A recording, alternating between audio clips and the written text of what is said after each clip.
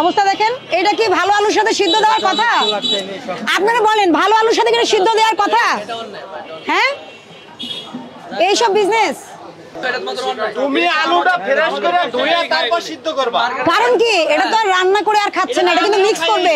তুমিও খাও, এটা তো অন্য মানুষ কেউ খাবেন না, কেউ খাবেন না। খোলেন এটা, এটা কি জিনিস? কখন বানাইছেন? কালকে রাত্রে বানানো। কালকে রাত্রে? কি কি আছে এটার মধ্যে? দই, দুধ, চিনি। কেন আপনারা ইনস্ট্যান্ট বানিয়ে দেন না ব্লেন্ডারে? এটা কি আপা যেই আসুক, লাচ্ছির দোকানে কি করে, সবাই তো ইনস্ট্যান্ট লাচ্ছি বানিয়ে দেয়, দইটা মিলিয়ে পানিটা বরফ দিয়ে। এই দই কি আপনারা বানান? কারখানা?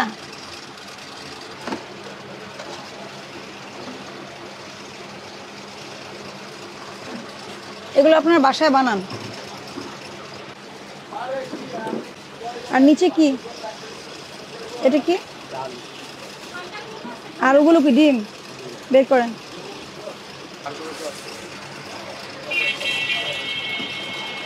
এটা কি কোনো হাইজেনিক ওয়ে হলো?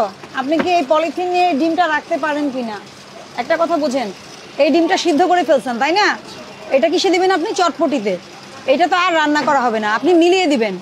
আপনি এইভাবে কখনোই রাখতে পারবেন না, এখানে ব্যাকটেরিয়া গ্রো করবে, পলিথিন ইউজ করতে পারবেন না। আপনি বক্সে রাখেন, যে প্লাস্টিকের যে ঢাকনাওয়ালা বক্স আছে ওগুলোতে রাখেন। এটা কি কোনোভাবে পরিষ্কার? এটা কোনো খাবার রাখার ওয়ে না, আপনি এভাবে রাখতে পারবেন না। নিরাপদ খাদ্য আইনে স্পষ্ট করে বলা আছে আপনি কিভাবে খাবার রাখতে পারবেন না পারবেন না। এটা সরান, উঠান। ময়লার বালতি ঢেকে রাখবেন, ডাস্টবিন ঢেকে রাখবেন। এটা কখন বানাইছেন? কালকে রাতে বানাইছেন। উনি বলছে কালকে রাতে, আপনি বলছেন সকালে। গ্যাস সিলিন্ডারটাও এখানে। এগুলো কি? এগুলো যে আপনি এমনি ড্যামেজ মাল। ড্যামেজ মাল তাহলে ফেলে দিতে হবে না? না, ড্যামেজ কোম্পানি চেঞ্জ করে। আপনার তো এখানে কোনো জায়গাই নাই, একটা মানুষ দাঁড়ানোর জায়গা নাই, এমন স্পেস দিয়ে এখানে সিলিন্ডারটা রাখছেন আপনি, যে কোনো সময় এটা বার্স্ট হবে। এটা উঠান। বরফে আটকে গেছে। এটা কি খাবারে ব্যবহার করার জন্য প্লাস্টিক? এটা কিসের ড্রাম বলেন? আপনি বলেন কিসের ড্রাম, কোত্থেকে আনছেন? নিরাপদ খাদ্য আইনে স্পষ্ট বলা আছে আপনি খাবার কিসের সাথে রাখবেন, কিসের সাথে রাখবেন না, একদম স্পষ্ট নির্দেশনা আছে। কেমিক্যাল সেটা জানে, বলে যে কেমিক্যাল না। কেমিক্যালের ড্রামে কি সে লাচ্ছি ফালুদাগুলো রাখতে পারে কিনা? হ্যাঁ, এটা বরফ গলবে, এগুলো বের করবেন। দেখি, ধরেন। আলু কোথায় রাখছেন? গ্যাস সিলিন্ডারের ভিতরে। পচা আলু কেন আনছেন?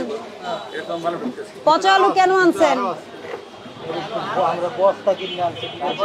হ্যাঁ, তাহলে পচা হলে ফেলে দিবেন না। তাহলে এখানে এগুলো কি সিদ্ধ করছেন? সব পচা আলু আর ভালো আলু একসাথে সিদ্ধ করছেন? অবস্থা দেখেন, এটা কি ভালো আলুর সাথে সিদ্ধ দেওয়ার কথা? আপনারা বলেন, ভালো আলুর সাথে কি সিদ্ধ দেওয়ার কথা? হ্যাঁ, এইসব বিজনেস। আপনার মালিক কোথায়?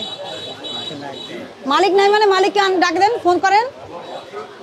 আপনি কি করবেন? বস্তা থেকে যখন আলু বের করবেন থাকতে পারে পচা, পচা আলুটা আলাদা করে ফেলে দিবেন, ভালোটা সিদ্ধ দিবেন। এইটা কি আপনি কোনটা ভালো? কে বলতে বোঝা যায় না? দেখেন আপনি কোনো, এটা কি ধরনের ভুল? না না, এটা কি ধরনের ভুল? এটা কি ধরনের ভুল? হ্যাঁ, তুমি আলুটা ফ্রেশ করে ধুয়ে তারপর সিদ্ধ করবা। কারণ কি, এটা তো আর রান্না করে আর খাচ্ছে না, এটা কিন্তু মিক্স করবে। তুমিও খাও, এটা তো অন্য মানুষ কেউ খাবেন না, কেউ খাবেন না।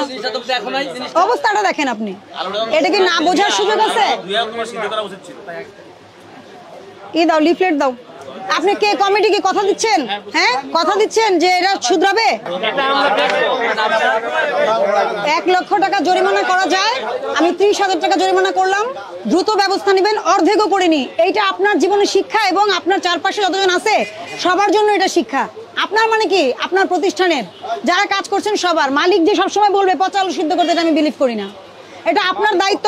আপনি আলু কিনেন, পেঁয়াজ কিনেন, যাই কিনেন, এটা আলাদা করে ফেলে সর্ট আউট করে তারপর আপনি, এবং প্রত্যেকটা কেমিক্যালের জিনিস ইউজ করতেছে। কেমিক্যালের যে বাস্কেট একটা, এগুলোর মধ্যে কিন্তু ওনার ফ্রিজে কি রাখছে উনি? এগুলোর মধ্যে লাচ্ছি রাখছে। আমাদের কিন্তু ক্যান্সার কেন বাড়তেছে, এগুলো কিন্তু কার্সিনোজেনিক, ঠিক আছে, এগুলো কার্সিনোজেনিক। কারণ তো আপনার লাচ্ছিটা তো সরাসরি খাচ্ছেন না আপনি, এই যে কেমিক্যালের যে আছে গ্যালন এগুলোর মধ্যে রাখা, এগুলো করে কিন্তু কেউ বিজনেস করতে পারবে না। আপনি একটা টিম করেন, টিম করে দরকার হলে আমাদের সহযোগিতা নেন, নিরাপদ খাদ্য কর্তৃপক্ষের সহযোগিতা নেন।